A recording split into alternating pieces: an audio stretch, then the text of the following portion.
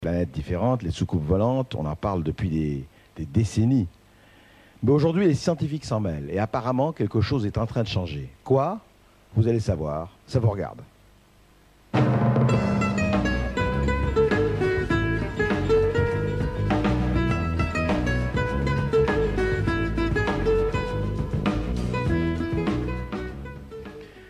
Alors effectivement, moi j'ai été extrêmement étonné par, il y a 2-3 semaines, quand j'ai lu, mais je vais vous dire pourquoi ne pas le citer, j'ai vu cette couverture de VSD d'il y a 2 semaines, où ils mettent les révélations d'un scientifique français extraterrestre, ils sont parmi nous.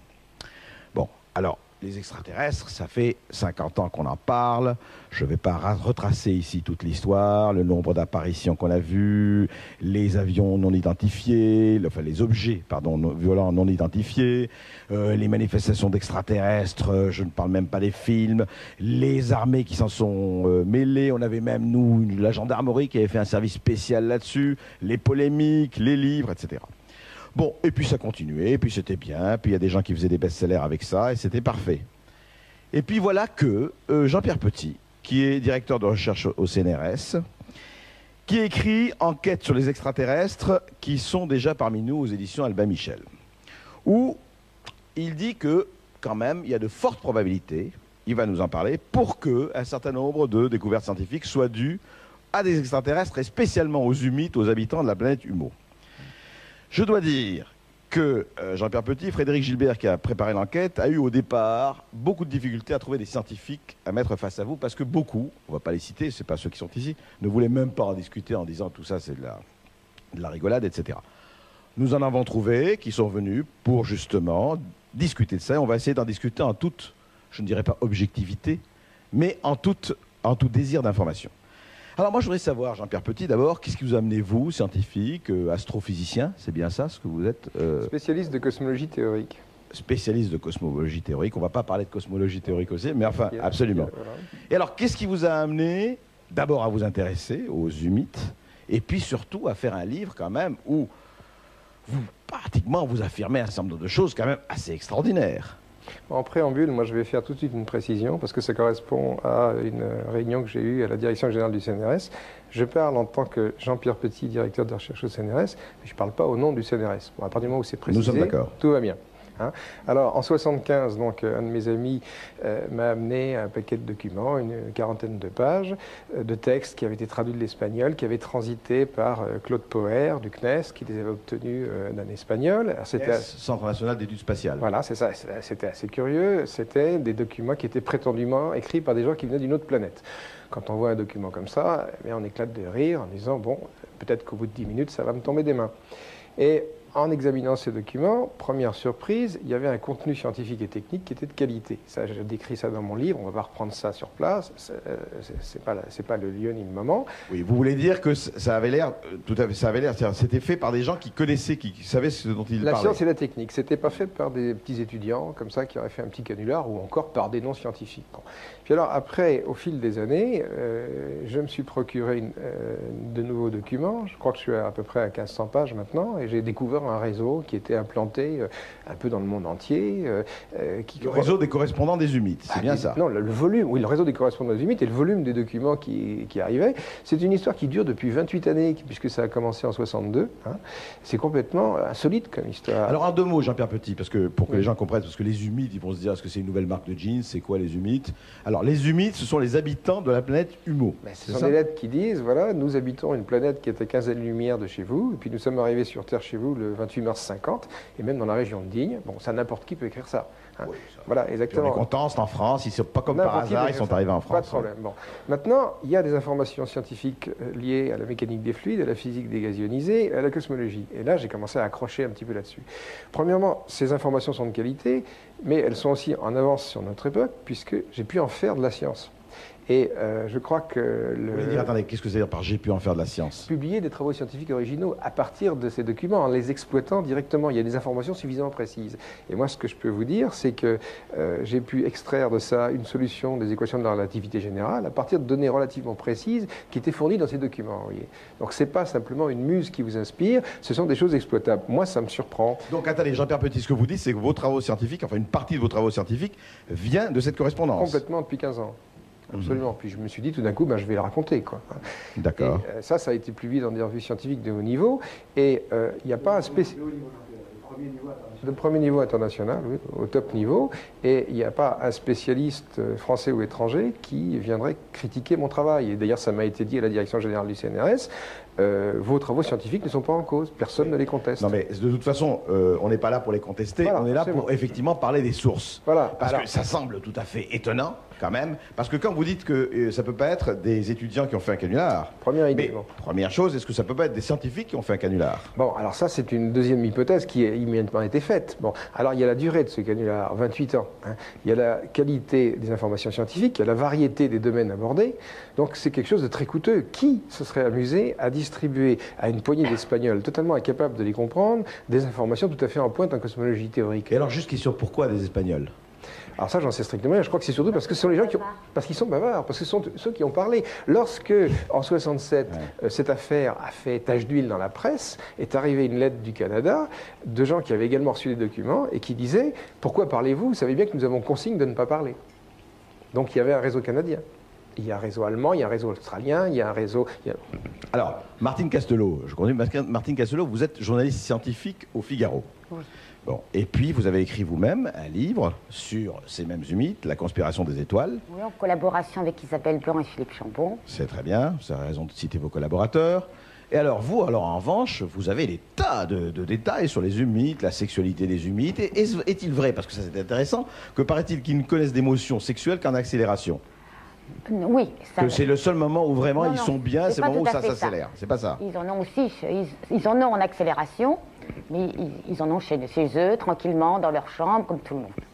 Mais alors, ils ont des émotions sexuelles quand ils se voient nus. Enfin, vous allez dire que c'est pas tellement intéressant, c'est la même chose que chez nous.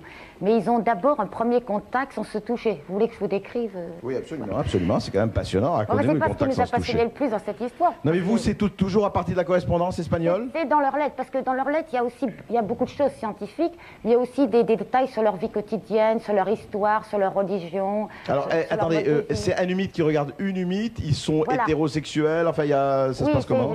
C'est pas tellement homosexuel, non, c'est hétéro. Et alors, ils sont nus et ils se regardent, et tout le plaisir est dans le regard. Ils mettent beaucoup de temps à se rapprocher, c'est très très lent. Saint-Exupéry est un humour, hein. S'aimer, c'est regarder ensemble dans la même direction. Mais là, ils se regardent en face, quoi. Ah, d'accord. Et alors? Et qu'est-ce qui se passe? Ce sont des gens intelligents, super intelligents? Si vous voulez que je vous décrive un peu la mentalité des Humites, je pourrais dire qu'ils ont une raison du cœur, c'est-à-dire qu'ils sont très raisonnables et toute leur morale passe par la raison. Ils sont tolérants, ils ont le sens de la liberté, mais ils n'ont pas d'émotions qui pourraient ressembler aux nôtres. Ils ont le souci de respecter la liberté de chacun, et puis du respect de ce qui se fait, de ce qui se fait pas. Ils sont un peu conventionnels, si vous voulez. Alors, attendez, il y a une contradiction quand même, parce que dans le livre de chez Jean-Pierre Petit, le système humo n'est pas spécialement un système démocrate humaniste. Si, c'est très très humaniste, mais c'est organisé, tout est pensé dès le début. Si vous voulez, quand il y a un enfant qui naît, on regarde son potentiel et on le suit pendant quelques années. Et on se dit, ce petit, ça sera un très bon maçon. Son maximum à lui, ça sera d'être maçon. Ah, ils ont résolu le problème de l'orientation scolaire. Voilà, dès le début, on voit ce qu'il pourra faire dans la vie, ce qui l'intéresse, ses pulsions, mais aussi ses capacités intellectuelles. Donc il va faire toute sa vie ce pourquoi il est fait. Et il sera à la bonne place dans la société, parce que tout le monde gagne de la même manière. Donc si un médecin... Ah, vous voulez dire c'est les mêmes, mêmes salaires, oui. Donc si quelqu'un a été choisi, et il a le potentiel pour être médecin, il sera médecin. S'il veut devenir maçon, il ne pourra pas l'être. De toute manière, il sera payé pareil, et ce n'est pas sa place. Il devra rester à sa place. Chacun travaille selon ses capacités. Mais c'est... Attendez, si j'ai bien compris. Le marxisme-léninisme s'effondre en URSS, absolument, et voilà, il est chez les humos. Oui, c'est bien ça. Ah ben voilà, là c'est intéressant. C'est plus que du marxisme, ça va un peu plus loin quand même. Non, c'est un marxisme extraterrestre. Oui. C'est de la déshumanisation, c'est-à-dire vous êtes en train de dire qu'un bébé, avant même qu'il naisse, on le prédestine à être maçon, et si un jour il veut changer, il restera maçon. Non, ça c'est le meilleur des mondes que vous me décrivez. C'est la sélection avant.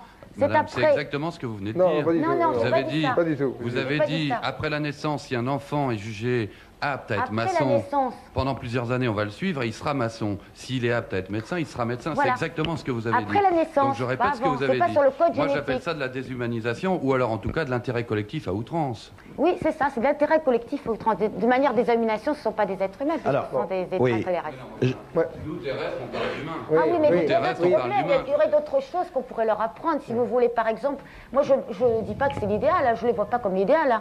Parce que, par exemple, ils n'ont aucune imagination.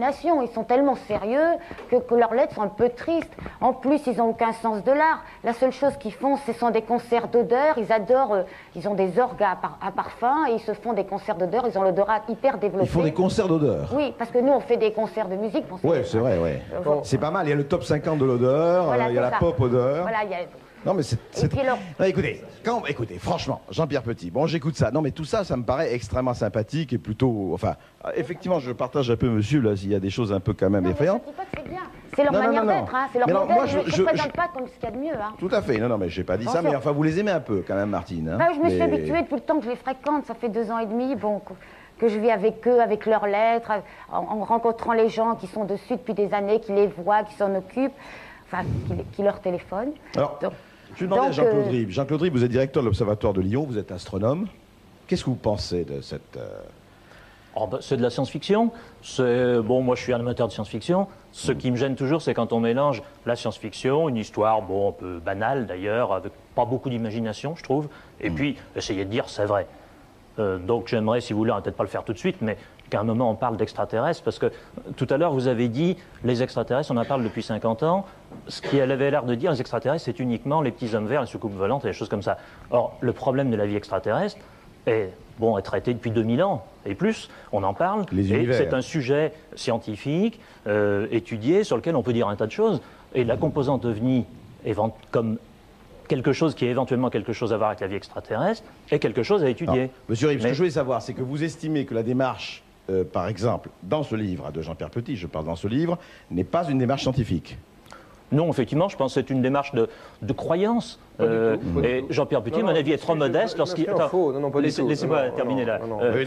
Je pense que vous êtes trop modeste dans ce cas-là, en prêtant à des révélations extraterrestres, des travaux de cosmologie que vous avez faits, sur lesquels moi, je ne suis pas spécialiste, je ne me prononcerai pas. Ils ont été publiés dans des revues, comme vous dites, de haut niveau, où il y a un comité de lecteurs, donc ça prouve qu'ils étaient jugés de bon niveau par la communauté scientifique. Alors, que vous décidiez de dire « Ah ben oui, j'ai lu une révélation », bon, c'est vrai que Sakharov a publié une partie de ces choses-là aussi en 67, et donc il y a des coïncidences, c'est normal, les mêmes idées, plusieurs personnes peuvent les exprimer.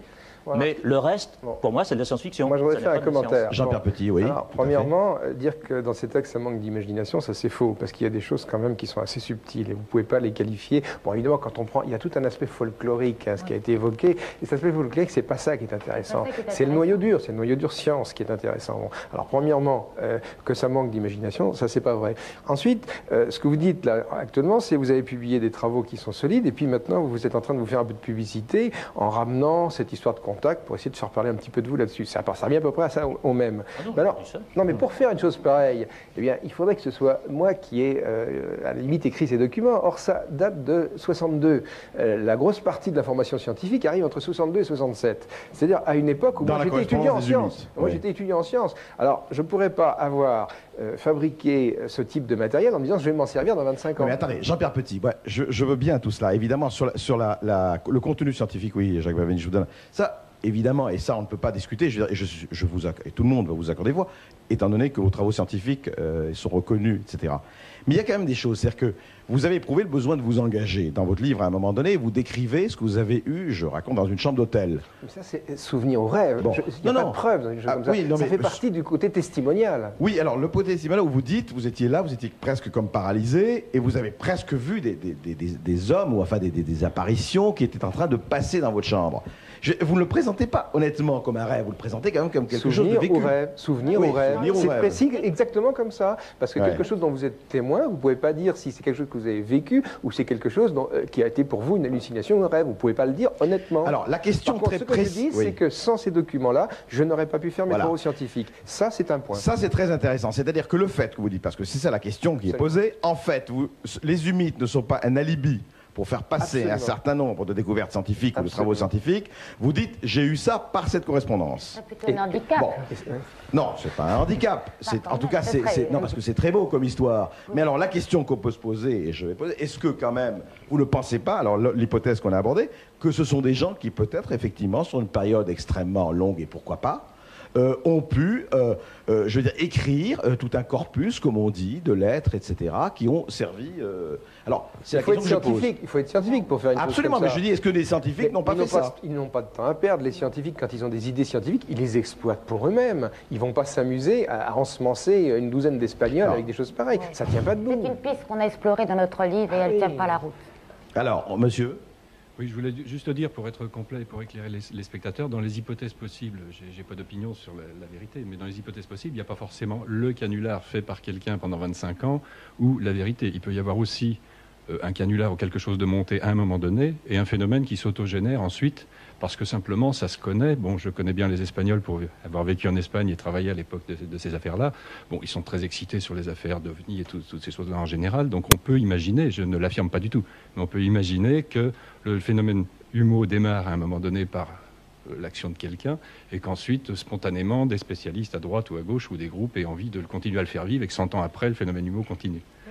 Oui, mais vous me disiez tout à l'heure, moi, j'aurais été très tenté de créer des documents de ce genre. Mais moi, je vous mets au défi de le faire. C'est-à-dire, faites un document qui contienne des informations scientifiques qui soient cohérentes. Et ça, c'est pas facile à faire. Attendez.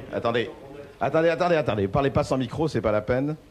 On a montré à d'autres physiciens un certain nombre de documents humides. Et le verdict, en fait, est que c'était tout à fait à la portée d'étudiants ayant un niveau de maîtrise maximum. Qui sont ces gens? Des physiciens. Vous pouvez donner leur nom? Je peux citer au moins un nom. Qui? Oui, M. Bergogneau, qui est un physicien à Avignon. Il est à Avignon, mais est-ce qu'il est spécialiste en cosmologie théorique? Non, mais on ne fait pas le coup de l'argument d'autorité, on en rediscutera. Non, mais c'est très important, parce qu'il faut être spécialiste de la discipline concernée. Bien entendu. Qu'est-ce qu'il vous a dit, ce monsieur? Bon, écoutez, j'ai pas les documents ici, mais ce que je peux vous dire, c'est que son opinion générale sur ces documents, et qu'il s'agissait là de l'œuvre tout à fait classique d'étudiants de maths physique qui auraient un peu d'imagination. Alors, quelles sont ses qualités scientifiques? Quelle est sa compétence? Il faut que vous nous le disiez. Non, mais on ne va pas passer le débat là-dessus. Ce que je voulais simplement vous dire, c'est qu'il y a l'opinion de Jean-Pierre Petit sur ces documents et qu'il y a d'autres opinions. Oui, moi je suis spécialiste de cosmologie théorique et votre bonhomme, je ne sais pas ce qu'il fait. Oui, attendez, Jacques Benveniste et ensuite monsieur. Oui, monsieur demande ce que c'est que la cosmologie théorique. C'est une théorie d'Einstein, c'est la relativité générale, c'est au top niveau de la science. Et ça... Attendez. Je croyais que la théorie d'Einstein venait d'être remise en cause il y a un an ou deux par un Américain qui est dans une chaise, ne peut pas parler, s'exprime par ordinateur. Il a remis en cause lui-même la relativité d'Einstein. Non, c'est pas vrai. Non, mais là, c'est plus compliqué, on ne va pas s'engager là-dessus parce que c'est une autre chose. Vous avez des informations de cinquième main. Non, mais ça, c'est un autre problème. Et puis, la théorie n'a pas été remise en cause, elle n'a pas été démentie. C'est une discussion scientifique qui a lieu. Je voudrais dire quelque chose au sujet des documents scientifiques. Nous aussi, nous les avons fait analyser par d'autres chercheurs que Jean-Pierre Petit. Et c'est vrai que par moments, il y a des erreurs stupides qui sont vraiment de niveau de terminale, qu'un élève de terminale C ne ferait pas. Et alors, c'est très bizarre, ça oscille en permanence entre des documents très très intéressants, très originaux, et puis une erreur grossière à chaque fois. Alors c'est vrai que tous les scientifiques, et j'en connais pas mal, et je peux citer un nom puisque je le cite dans mon livre, Jean-Pierre Luminet, qui est spécialisé trous noirs à Meudon, quand ils ont lu, ils ont été très enthousiasmés, et puis après ils sont tombés sur une ou deux fautes comme ça, et puis oh non, c'est de la bêtise, et ils ont laissé tomber. Alors bon, ce qu'a fait Jean-Pierre, c'est qu'il a lu des centaines de lettres, donc dans l'ensemble, il a réussi à retrouver, c'est comme un puzzle. Oui, attendez, Martine Castelot, je crois que je vais donner la parole à Jacques Benveniste, ensuite à Renaud Maric. Oui, moi je voudrais dire que... Jacques Benveniste, vous êtes, je dois dire, directeur de recherche à l'INSERM, scientifique vous-même. On a beaucoup parlé de vous. Ce n'est pas le sujet de l'émission, au sujet notamment de la mémoire de l'eau. Mais vous avez préfacé, en tout cas, vous avez édité le livre de Jean-Pierre Petit. Oui, c'est ça. J'ai ouvert une collection qui s'appelle Aux Marches, dans les deux sens du terme, limite et marche de la science, chez Albin Michel, J'ai donc ouvert cette collection au livre de Jean-Pierre Petit. Et j'ai ouvert uniquement parce que de quelque côté, et ça je voudrais bien qu'on essaye de centrer le débat là-dessus, de quel côté qu'on se tourne, il y a un mystère scientifique. Si on déclare que ce sont des extraterrestres, et je tiens à préciser une fois pour toutes que aussi bien le livre de Petit que le livre, les 3 auteurs qui viennent de sortir chez Lafon, je crois, à aucun moment il est possible de dire que ces gens font preuve d'une croyance quelconque. Ils sont là, ils se posent des questions, et je crois même qu'à la fin, ils terminent plutôt en disant on n'en sait trop rien. Oui, attention, c'est plus compliqué que ça. Oui, enfin, mais dans l'ensemble, c'est la tonalité des 2 livres. Il n'y a pas du tout une adhésion sans réserve à ce genre de choses, et les nombreuses anomalies sont très bien décrites. Mais surtout, il y a un problème scientifique. Car, ou bien il y a un mystère Humeau, ou il y a un mystère Petit. On ne peut pas sortir de là. Alors, le mystère Petit, c'est le suivant. Voilà quelqu'un qui, de formation de base, si je comprends bien, est ingénieur de l'aéronautique, plutôt destiné à dessiner l'aile de l'Airbus ou un empennage chez l'aérospatiale qu'à faire des études théoriques fondamentales.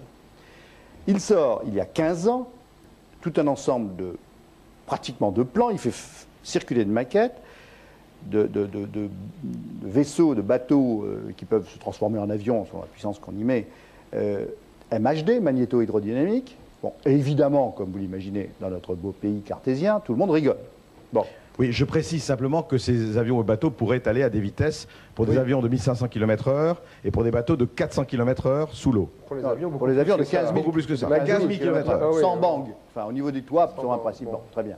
Plus besoin du TGV, hein, c'est bien. D'où d'ailleurs le fait que Petit soit arrivé à considérer les ovnis comme une hypothèse possible, puisque ces aéronefs-là volent selon un principe qui ressemble fortement aux ovnis. Bon, très bien.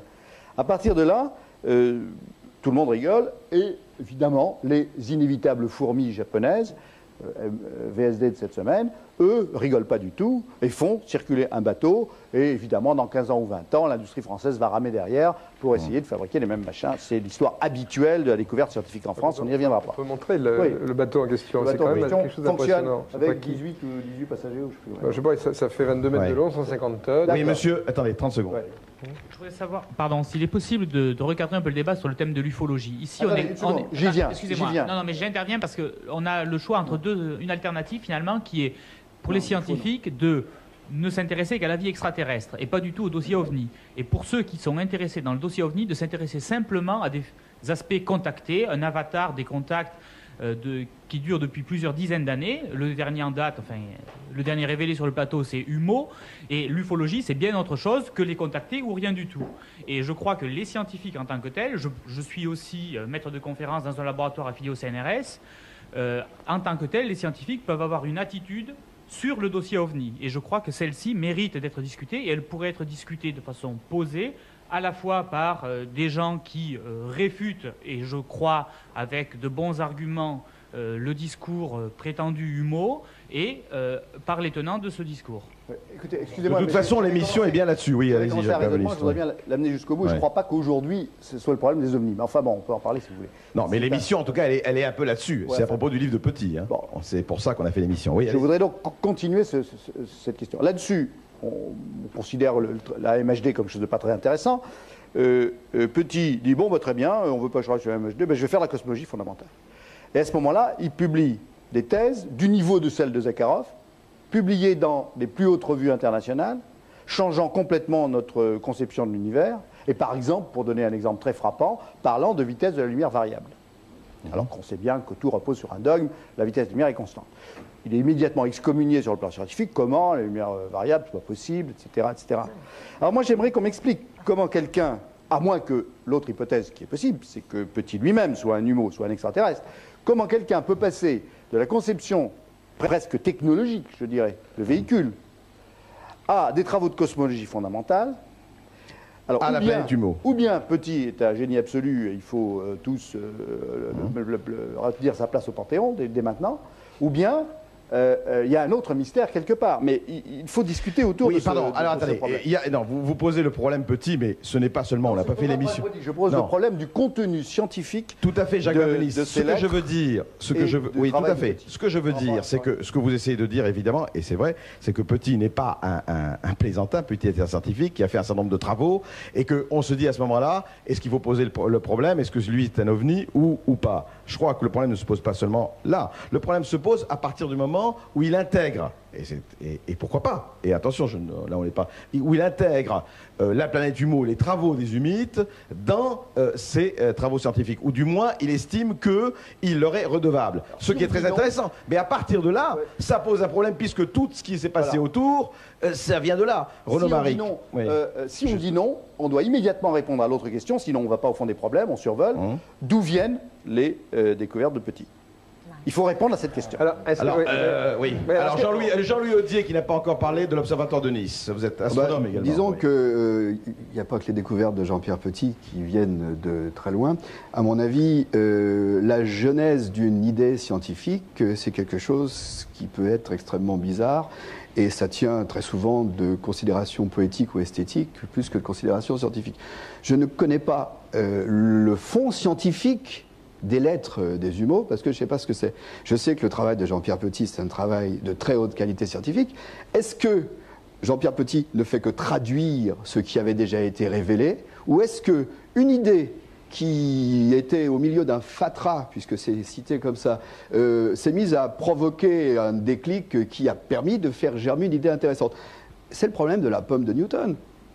C'est-à-dire qu'on peut passer à côté de tas de choses pendant des dizaines d'années, et puis c'est pas parce que, grâce à une pomme, Newton a compris peut-être ce que c'était que la gravitation, que la pomme était extraterrestre et possédait la révélation. Que la pomme est tombée de la planète Humo. Voilà. Alors ça, c'est effectivement le premier problème. Je crois qu'il faut déconnecter la genèse de l'idée scientifique. C'est quelque chose de très personnel, et ça peut venir de n'importe quoi, hein, un poème bien lu, de la musique, et je veux dire, bon, si les équations sont simplement traduites depuis les lettres Humo, alors s'il y avait une idée qui passait dedans, puis qui s'avère effectivement être riche, etc. Jean-Pierre Petit, avant de donner la réponse, je voudrais faire parler juste Renaud Maric, qui dirige SOS OVNI.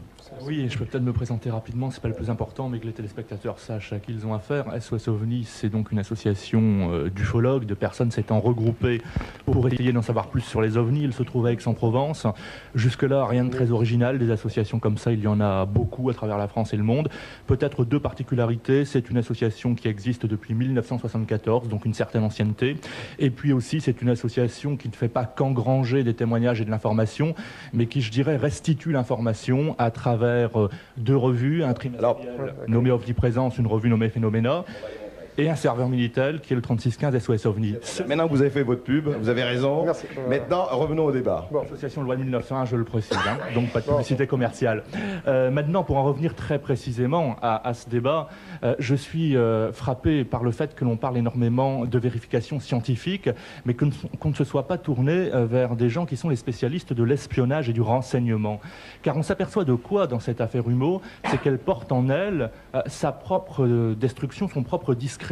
Et pour prendre un exemple qui est très proche de nous, c'est l'émission qu'on est en train de faire. Par quoi a-t-elle commencé? Par des questions tout à fait scientifiques avec Jean-Pierre Petit. Je pense que ça a retenu l'attention de beaucoup de téléspectateurs, que ça les a frappés. Mais tout de suite, on embraye avec quelque chose d'autre qui est la sexualité des Humo. Et là, je pense que ça a fait rigoler énormément de gens. Attendez, recommentez pas l'émission. Est-ce que vous avez des choses à dire par rapport à ce qui s'est dit? Il y a un vrai débat fondamental. Il ne faut pas analyser l'émission, vous n'êtes pas critique de télé ici, et ce n'est pas le problème. Le problème est de savoir par rapport à ce qui est en train de se dire, et qui est fondamental. Alors, il ne faut pas perdre du temps là-dessus. Il faut savoir si pour vous, puisque vous êtes SOS OVNI, est-ce que c'est quelque chose par rapport... Parce que le sujet, je reviens juste un mot, c'est que Jean-Pierre Petit met sa compétence scientifique quelque part au service des Humites. En ce sens qu'il dit, les Humites m'ont inspiré. Ce qui est d'ailleurs extrêmement, je dirais, en tout cas, très courageux de sa part et très aventureux de sa part. Alors qu'est-ce que vous pensez de ça, qui est le fond du débat? qu'a dit aussi Jacques Benveniste. Ces révélations, on les connaissait en privé depuis un certain temps. Sur le plan strictement ufologique, je ne sais pas si c'est très intéressant ce que l'on peut dire. Il est question dans ces livres de photos d'ovnis qui se sont révélés être truqués, effectivement. Mais ça, c'est pas important. Pas dans mes livres, j'ai jamais fait ça dans mes livres. Non, mais il y a le livre de Martine Castelot également. Moi, ce que je veux dire simplement, c'est que cette affaire-là ressemble quand même beaucoup à une désinformation telle qu'elle se pratique par les services de renseignement que l'on connaît à travers le monde. Voilà, tous les gens qui, sur ce plateau, ne sont pas scientifiques, ne peuvent évidemment pas contrer Jean-Pierre Petit. Je n'ai aucune prétention scientifique à ce niveau-là, c'est évident. Il y a une autre interprétation possible, qui est l'interprétation de la conspiration ou de l'espionnage. Ce que je veux dire, c'est que ce procédé qui consiste à présenter des documents qui sont tout à fait valables, tout à fait intéressants, et à glisser au milieu de ces documents des erreurs du style 1 + 1 = 3, eh bien, ce procédé-là est un procédé classique des manipulations et des désinformations telles qu'elles se pratiquent dans les grands services de renseignement qu'on connaît dans le monde. Bon, Jean-Pierre Petit, oui. Alors moi, je voudrais répondre à Eudier, parce que Eudier parlait des sources d'inspiration des scientifiques. Bon, effectivement, Newton, il a une source d'inspiration, il a vu tomber une pomme. Un autre aura vu un poème. Bon, là, sans rentrer dans les détails techniques, il y a quand même des choses très précises. Le produit du rayon de courbure de l'univers par le carré de la vitesse de la lumière est une constante absolue. La vitesse de la lumière varie. La solution unique est à courbure négative. L'énergie se conserve et pas la masse. Bon, dans d'autres plans, il existe deux univers qui sont énantiomorphes, qui ont des flèches du temps en opposition. L'un contient la matière, l'autre antimatière. Ce sont des renseignements scientifiques techniquement précis. C'est pas une pomme qui tombe. Et moi, c'est ça qui m'étonne. Mais est-ce que ces renseignements, c'est ça qu'on va savoir, est-ce que c'est les humides qui vous les ont révélés?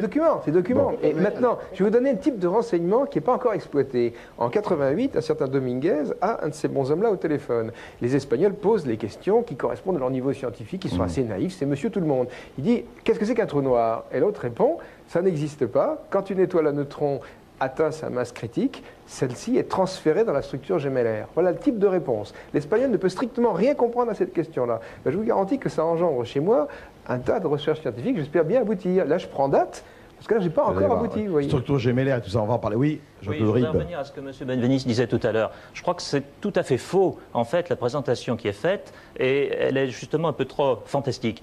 L'histoire de la MHD. Jean-Pierre Petit a fait des choses en MHD, il a apporté des contributions sur un système théorique de propulsion d'aéronefs en MHD. En revanche, pour les bateaux, il n'y a strictement rien et on n'a pas eu besoin des humeaux. J'ai fait en 61 des expériences dans mon lavabo. Je ne vais pas prétendre que j'ai fait des inventions parce que c'est élémentaire, c'est connu depuis 100 ans à peu près. Donc la propulsion des bateaux, les Japonais n'ont rien volé à Jean-Pierre Petit là-dedans. C'était publié dans les années 60 aux États-Unis déjà et les gens avaient bien vu le problème. Le problème de base, c'est absolument élémentaire, la propulsion MHD d'un bateau. Simplement, ils avaient dit tout de suite, malheureusement, ça ne peut pas marcher de façon pratique parce qu'on ne sait pas faire de champ assez fort. Donc c'est devenu possible quand il y a eu la supraconductivité. Et ça, dès 64, c'était publié. Donc il n'y a absolument rien, il n'y a aucune révolution. Voilà, il n'y a pas d'innovation. Donc, encore une fois, je ne sais pas du tout pour attaquer Jean-Pierre Petit qui a fait d'autres choses.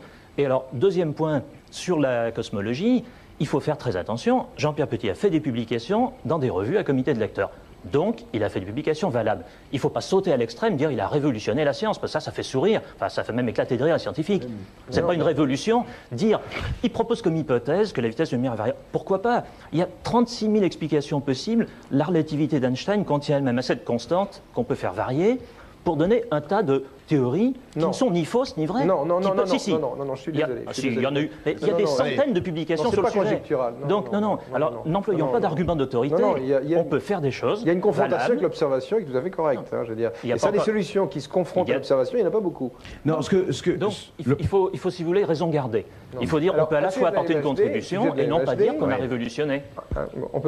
Juste le problème quand même qui est posé, c'est que en fait, ce que vous mettez en doute, c'est non pas si je vous ai bien compris, ce ne sont pas les découvertes ou les travaux de Jean-Pierre Petit, mais le fait qu'il les attribue à telle ou telle influence ou à tel ou tel apport. Le fait qu'ils disent que les travaux humides, enfin ces fameux documents, apportent des révélations qui n'existaient pas. Ça, je le conteste formellement. C'était effectivement à la portée. Ça veut dire que, par exemple, la physique française est peuplée de gens du niveau de Sakharov, mais qu'on ne connaît pas, qui ne publient pas. Qui n'arrivent pas à travailler. Tout est banal. Ce que vient de dire monsieur, c'est tout est banal. C'est des découvertes, bon, après tout, des univers avec vitesse lumière variable, des hypothèses de ce type, gémellaire avec temps rétrosynchrone, qui sont publiées dans Modern Physics Letters. C'est banal. Il y en a plein partout. Je vous dis, c'est simplement par erreur qu'il n'y a pas 5 prix Nobel par an pour les physiciens français. Je trouve ça un petit peu surprenant. Effectivement, non, on ne peut pas discuter là de la valeur. Je voudrais sortir une idée révolutionnaire. Oui, allez-y. Monsieur Rib dit non. L'idée révolutionnaire, c'est de voler à vitesse supersonique sans faire de bang.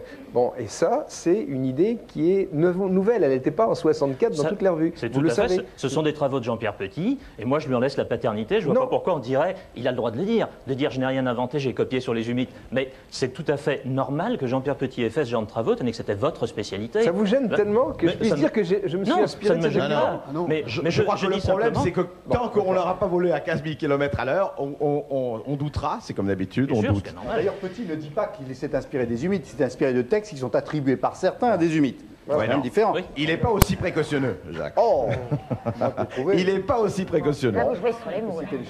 Attendez, excusez-moi, on va juste un moment, parce qu'on va non pas se calmer, surtout pas.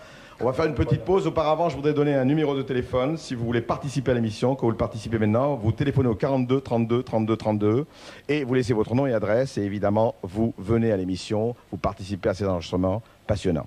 A tout de suite, après une petite pause.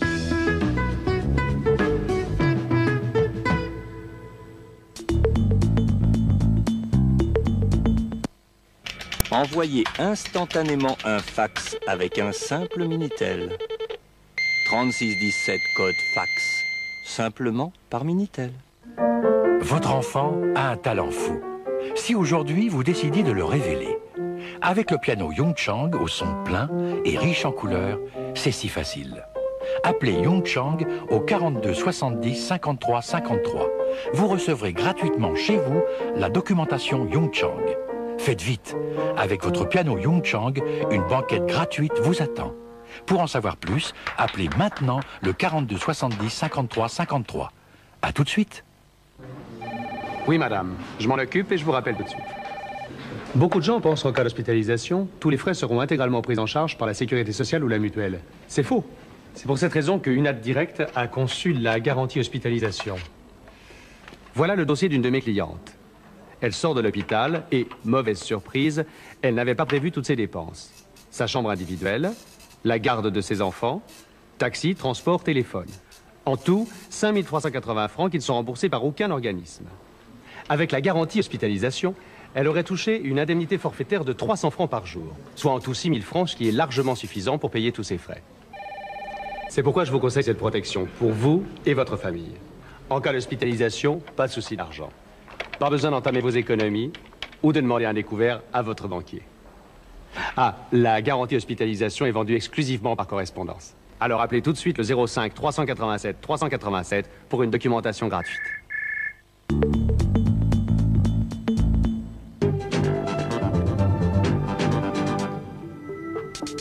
Un crime atroce, un suspect idéal, des aveux obtenus dans des conditions également suspectes. Tous les ingrédients de la série noire sont là, mais c'est une histoire vraie. Daniel Carlin et Rémi Lenné ouvrent le dossier de Mohamed Chara, en prison depuis 14 ans pour un crime que, selon eux, il n'a pas commis. Moi, je vous crois innocent. Voilà. De toute façon, c'est la vérité, croyez-moi. La seule affaire où je suis absolument persuadé que mon client est innocent. Chara est innocent selon Rivière. Je me pose toujours la question 13 ans après. Sauvé in extremis par l'abolition de la peine de mort, Mohamed Chara continue à proclamer son innocence. D'autres, réduits au silence par la guillotine, n'ont pas eu cette chance. Je vous dis, moi, la vérité ou ma mort. Erreur judiciaire et peine de mort, Marie Lerogris et Paul Lefebvre instruisent le dossier. Mercredi 20h50, histoire vraie. L'avenir de Mohamed Chara se joue sur la 5.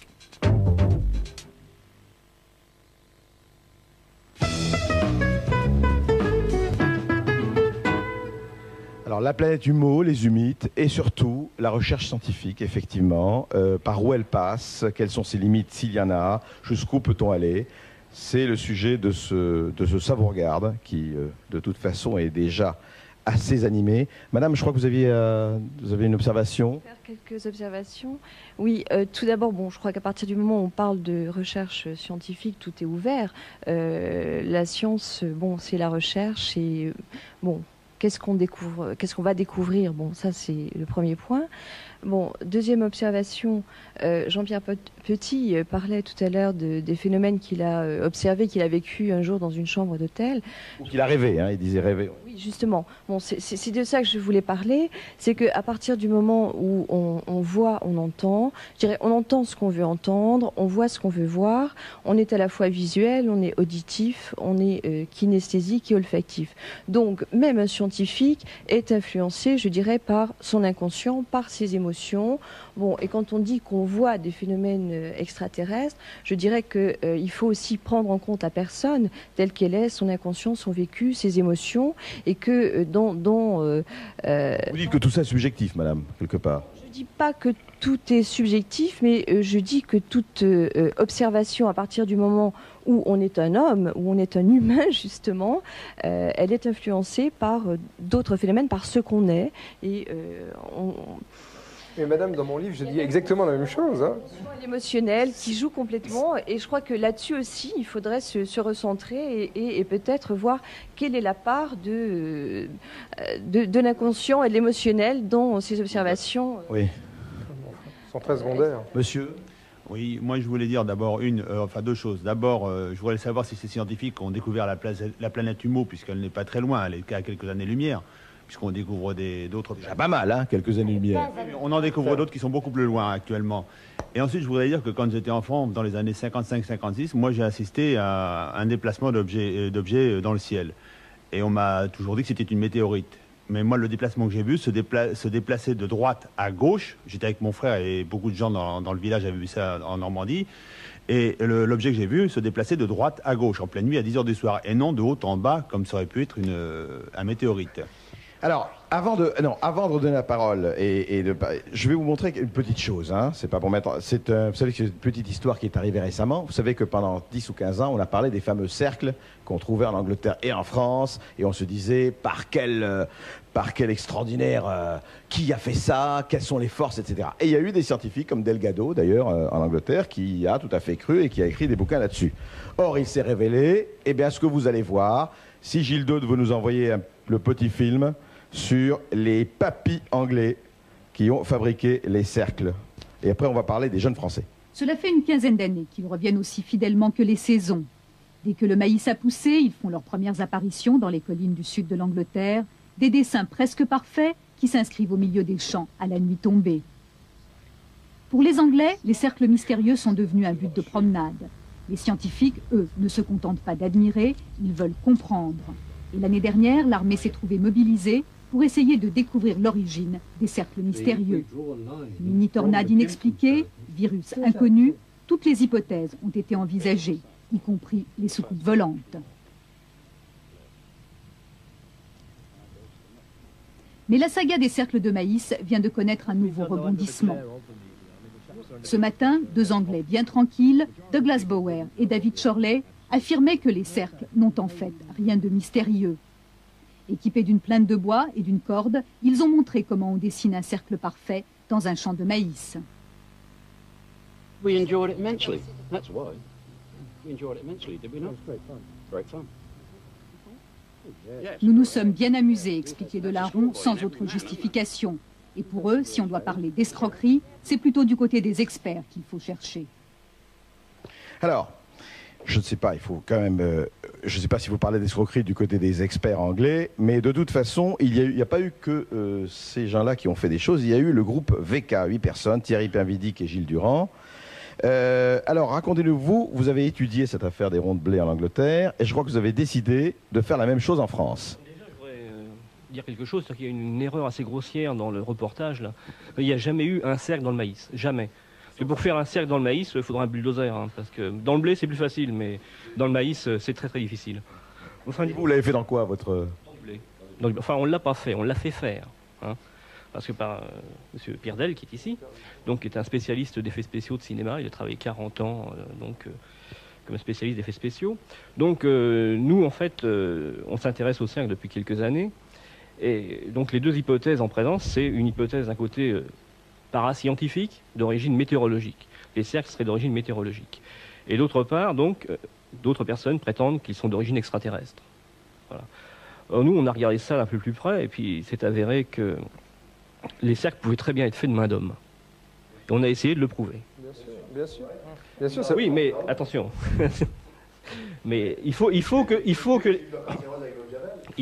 les cercles aient un certain nombre de caractéristiques pour être authentifiés par les experts anglais.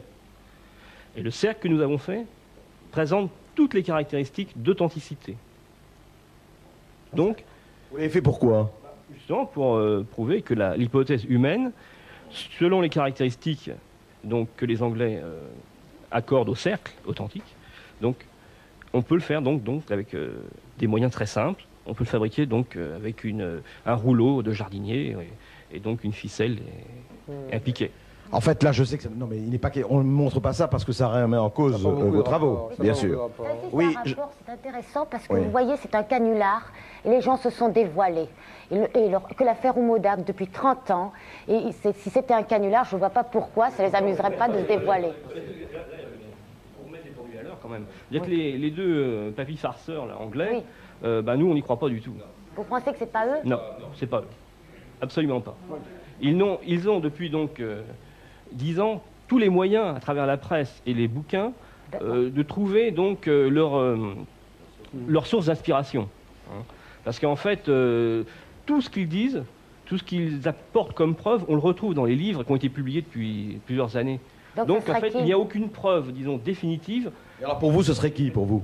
D'autres personnes, d'autres groupes qui fabriquaient ces faits. Mais bon, moi je voudrais dire une chose. Oui, Jean-Pierre Petit. C'est que l'affaire Houmeau, à travers une interprétation de ce genre, ce seraient des papys spécialistes en cosmologie qui auraient distribué des documents pendant 28 ans. Alors peut-être qu'on va poser cette question, ne croyez-vous pas qu'il s'agisse de scientifiques à la retraite qui s'amusent?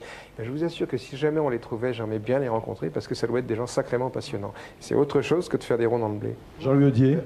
Je vais revenir un tout petit peu en arrière sur le problème de la météorite qui tombait pas tout droit. Si vous regardiez le ciel souvent, vous voyez des météorites qui vont à gauche à droite, de droite à gauche et qui vont tout droit. Il suffit. Non, c'est vrai. Hein.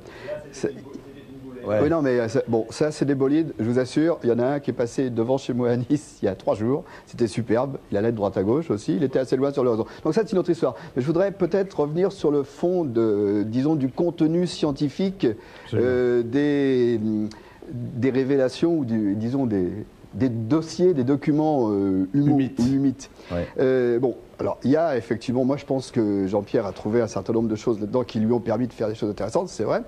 Mais il y a d'autres informations à caractère scientifique qui me paraissent tout à fait amusantes aussi, parce que ces braves gens qui sont des cosmologistes extraordinaires décrivent leur habitat. Et alors là, ça devient vraiment très très comique. Parce qu'on s'aperçoit qu'en réalité, ça, c'est vraiment du niveau d'un débutant en astronomie. Hein. On se fabrique, on prend la Terre, on va multiplier par 1,2 ou bien par 0,8, et puis on va tout recalculer à l'envers. Alors, on nous fabrique une planète qui a des caractéristiques tout à fait amusantes. Au passage, il y a un certain nombre de faits troublants. Hein. Mais en fait, on en reviendra un peu plus tard. Restez sur ce que vous dites sur l'habitat. Alors, justement, ces caractéristiques, c'est amusant. Bon, il s'avère que ça ressemble beaucoup à un autre, ne serait-ce que pour que leurs habitants soient comme nous. Ce qui est tout à fait troublant, c'est que, alors qu'on connaît la vitesse de l'évolution de l'espèce humaine, qui, au même moment, à 15 années-lumière, on en soit exactement au même niveau, au même endroit de l'évolution.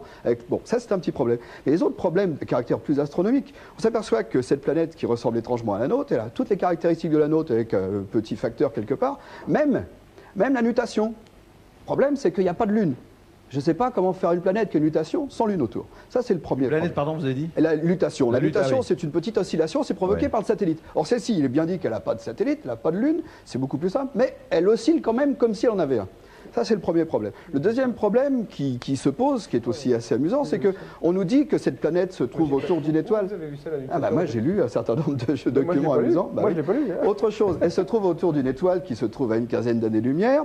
Et cette étoile est identifiée. Alors là, je demande une confirmation. Non. Parce qu'il y a des documents qui nous disent que cette étoile, c'est Wolf 424. Oui. Non, n'est-ce pas? C'est pas une affirmation. Oui, mais il paraît qu'elle est tout le temps, selon les mythes, cachée derrière un mur. Alors, bon, ok. Attendez, pour les gens qui n'ont pas lu le livre, là, ils vont vous perdre. On nous dit moi, j'ai cherché quelles étaient les étoiles qui étaient à 15 années-lumière. Hein, en gros, je les ai.